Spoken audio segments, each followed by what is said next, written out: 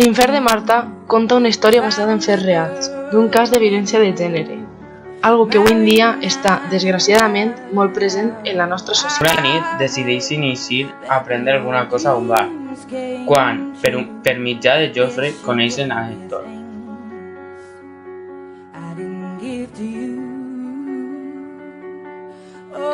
Al principi a Marta no li agrada, però al final cau en la trampa.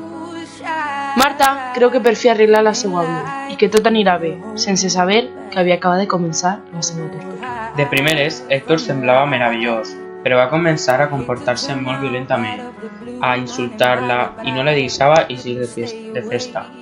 Les seues amigues intentaven separar-los, però ella estava molt enamorada d'ell.